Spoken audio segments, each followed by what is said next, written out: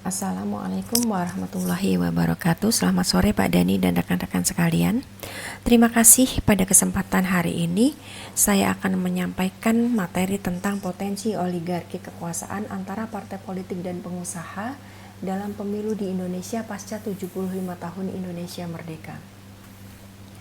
Baiklah, kita review tentang oligarki politik. Oligarki merupakan sistem politik di mana pihak yang memerintah terdiri atas sejumlah orang atau sekelompok orang disebut dengan kelompok elit yang menjalankan pemerintahan selalu menggunakan segala cara agar rakyat dapat dikendalikan dan dikuasainya.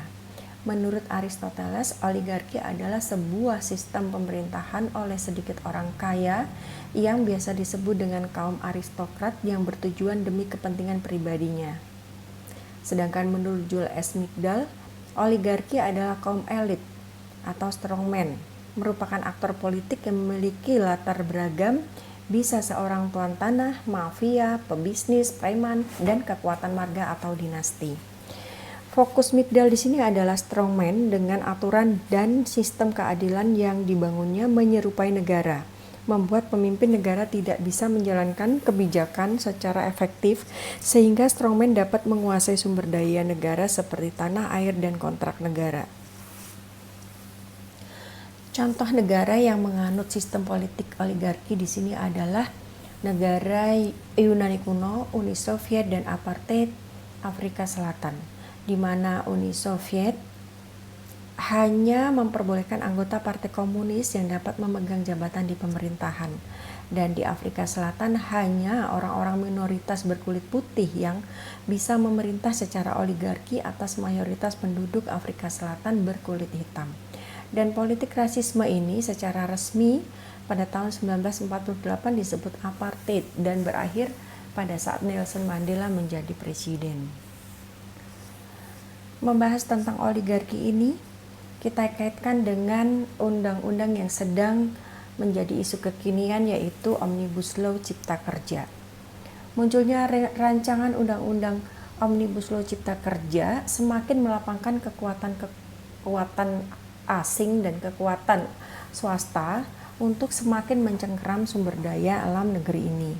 Hal ini tidak boleh disepelekan dengan proses demokratisasi melalui pemilu, termasuk pemilu kada, mengingat ada statement Menko Polhukam dalam webinar beliau dengan Pusat Studi Pusako Fakultas Hukum Universitas Andalas pada 11 September lalu yang menyatakan bahwa 92% dana pemilu kada dibiayai oleh cukong, yang merupakan kekuatan oligarki yang banyak dikenal menguasai sumber daya alam negeri kita ini. Padahal berdasarkan ketentuan pasal 33 ayat 3 Undang-Undang Dasar 1945 menegaskan bahwa bumi, air, dan kekayaan alam yang terkandung di dalamnya dikuasai oleh negara dan dipergunakan untuk sebesar-besarnya kemakmuran rakyat. Undang-Undang Cipta Kerja Omnibus Law ini secara filosofis adalah penegasian ketentuan pasal 33 ayat 3 Undang-Undang Dasar 1945 yang meniscayakan liberalisme ekonomi, kapitalisasi faktor produksi termasuk deregulasi dan kemudahan investasi melalui sejumlah kebijakan dan undang-undang, sangat bertentangan dengan sila keadilan sosial bagi seluruh rakyat Indonesia. Sedangkan secara politik, kemerdekaan politik berupa kemandirian untuk menentukan arah cita bangsa, membentuk visi dan misi politik negara telah diberikan kepada kaum kapital. Dan secara demokrasi, hal ini hanya berjalan secara prosedural, seremonial, kontestasi politik, kedaulatan tidak lagi berada di tangan rakyat, melainkan di tangan para pemodal. Oligarki kekuasaan yang merupakan kolusi antara partai politik dan para pemodal benar-benar telah menguasai altar kontestasi secara mutlak.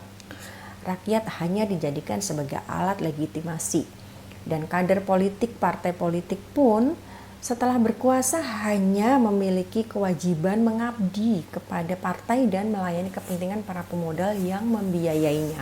Oleh karena itu, suara bisa dibeli dan diarahkan kepada pemenangan calon tertentu.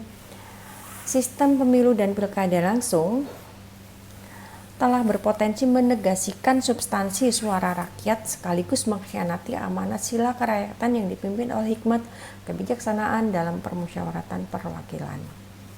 Bagaimana akibat oligarki kekuasaan dalam proses penyelenggaraan sebuah negara? Maka akan muncul anomali demokrasi politik. Sila keempat Pancasila secara substansi telah akan diabaikan. Filosofi kepemimpinan yang bersumber dari nilai kerakyatan yang dipimpin oleh hikmat kebijaksanaan dalam permusyawaratan perwakilan juga akan diganti dengan sistem politik demokrasi liberal. Tidak akan ada lagi konsensus dan tidak akan lagi ada musyawarah.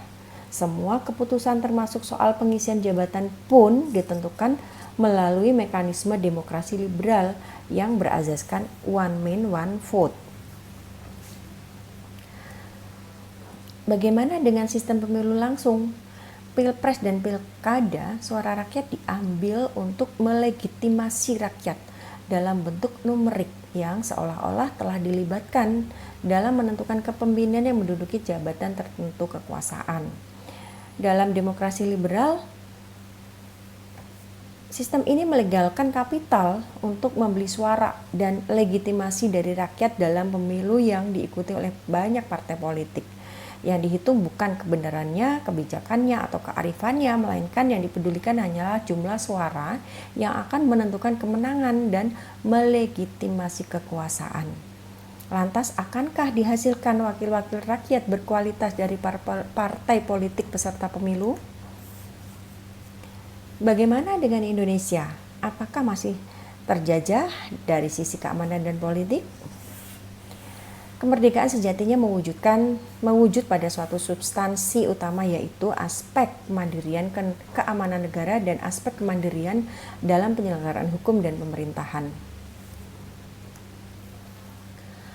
Menurut Riyamizat Riyakudu, kekuatan militer dan pertahanan Indonesia itu, jika terpaksa menghadapi perang hari ini, Indonesia hanya bisa bertahan selama 3 hari.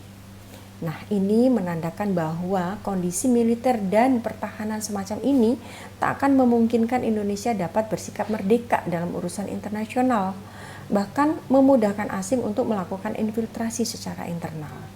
Jadi, independensi di bidang hukum dan pemerintahan menjadi parameter penting apakah suatu negara berdaulat atau masih terjajah.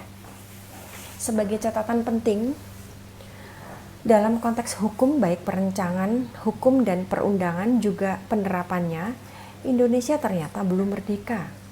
Karena infiltrasi kekuatan asing, terutama kelompok modal dalam dunia politik, menyebabkan produk legislasi tak berorientasi merdeka untuk melayani rakyat, namun terpenjara untuk melayani kepentingan asing dan kepentingan pemodal. Sedangkan DPR sendiri cenderung memasakkan diri membahas rancangan undang-undang Omnibus Law Cipta Kerja di tengah penentangan rakyat. DPR menjadi penanda bahwa pengelolaan hukum dan pemerintahan belum merdeka, terbebas dari belenggu asing. Produk legislasi tidak berorientasi pada kepentingan rakyat, melainkan untuk melayani kepentingan kaum pemodal atau kapitalis global. Kita simpulkan bahwa 1. Refleksi kemerdekaan bangsa Indonesia secara substansi belum benar-benar merdeka. Yang kedua, deklarasi kemerdekaan pada tanggal 17 Agustus 1945 atau 75 tahun silam ini hanyalah menjadi garis penanda perubahan pola penjajahan kolonialisme dari penjajahan fisik beralih menjadi ke penjajahan non-fisik. 3. Pernyataan Menko Polhukam tentang 92% pilkada didanai oleh cukong itu menunjukkan bahwa rezim pemilu yang kontestasinya diikuti oleh partai politik masih di bawah cengkraman pengusaha yang pada akhirnya mereka akan meminta kompensasi berupa pengelolaan proyek ataupun penguasaan sumber daya alam. Yang keempat, partai politik harus mandiri, tidak bergantung pada bentuk oligarki pengusaha karena akan berujung pada proses demokratisasi yang mandul sebagai rezim pemilu dan sulit diharapkan terpilih wakil rakyat yang berkualitas. Demikian presentasi dari saya. Terima kasih atas perhatiannya. Mohon asupan. Wassalamualaikum warahmatullahi wabarakatuh.